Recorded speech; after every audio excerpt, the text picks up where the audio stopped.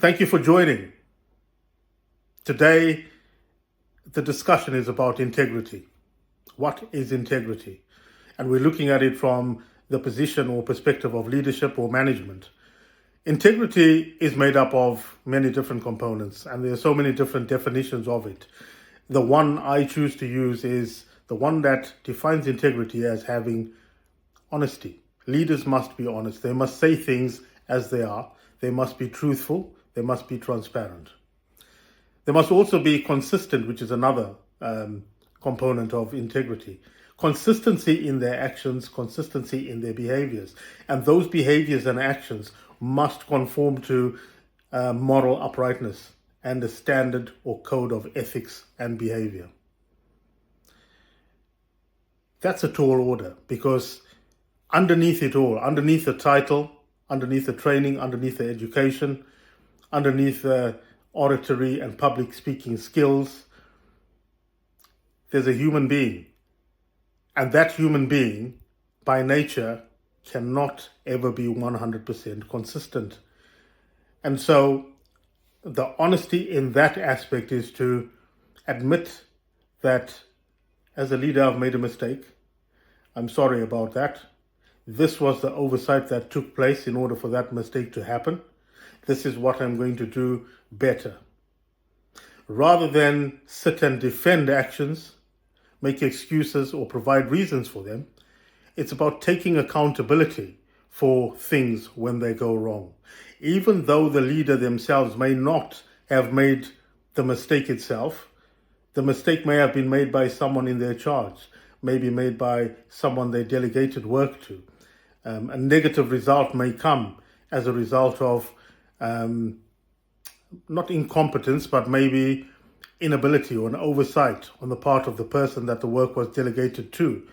It is still the leader's responsibility to take accountability for that, because that is another aspect of leadership. Being accountable for the actions you take and the actions that your team takes. While it's difficult to be consistent in everything all the time, it's a sign of integrity in the first place to make an effort to do that and to put a plan in place, a self-development, professional development plan, which assists in the development of the skills and characteristics of integrity. And it's every leader's duty to do that for themselves. Trustworthiness is a major part of integrity, and trustworthiness itself is made up of 4 different components. Did you know that? I found that out maybe 2 years ago, and trustworthiness is a word we use quite loosely, but it's actually made up of credibility, reliability, intimacy, a very specific definition on intimacy, and self-orientation. So when we talk about credibility, we're talking about what makes you worth your salt as a leader. What training have you had? What education have you had? What experience have you got? What track record have you got? It isn't always suffice just to have a degree in something, or a master's degree, or have attended a certain university or done a certain course. It's about the experience, and it's about your track record. It's about not only your successes, but what you have learned from your failures. All that comes together in terms of creating credibility. It gives you your ethos. Once you've established that credibility, and you have credibility as a leader, the next thing is to ensure that you are reliable. Deliver on your promises. And when you can't deliver on your promises, be honest about it and upfront about it. That's reliability. Can people depend on you? Can they depend on your word? Does your word have value?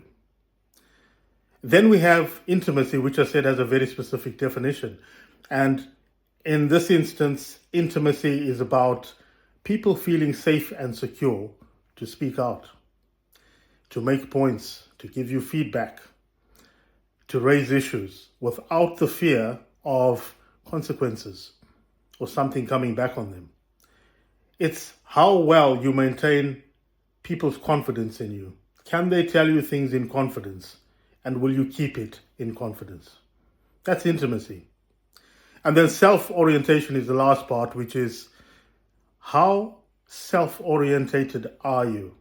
So when you do things, are you doing things for the betterment of society, for the betterment of the organization, for the betterment of the people you lead and who support you, or are you solely doing this for yourself? For example, the leadership courses that I have created and the books on leadership and persuasion and influence and various other different things, those are my passions, and they are my passions because they come from inside. They come from personal experiences, and I want other people to learn and develop from them. I want to see leaders in tomorrow's world that are better than the leaders in today's world. I want to see leaders in tomorrow's world who are accountable and who are truly in it for the value of making people's lives better and not for the value of their status or for their bank accounts. That is what I am attempting to give to the world, because the world has given a lot to me. So in terms of giving back, leadership and teaching people the skills that they need to lead people successfully based on my own mistakes and mistakes that I've seen great leaders make, and not just people at low levels like myself. But that's what I want to give back to the world. So the lower your self-orientation, the higher your trustworthiness score. So if you think of trustworthiness from an integrity point of view as a mathematical equation, it would look like this. Trust equals to credibility plus reliability plus intimacy all over self-orientation.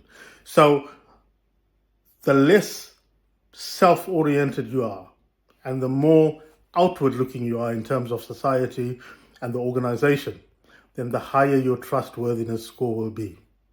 Obviously, you need to not just pay attention to that, but make sure you do everything you can to keep your credibility intact, because credibility can be easily lost.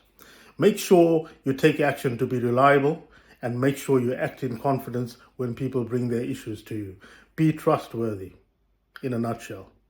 So that's what it means to be a leader with integrity. Thank you very much for listening, and I look forward to contributing to leadership development in the next video, in the next meeting, and in the next webinar. Thank you.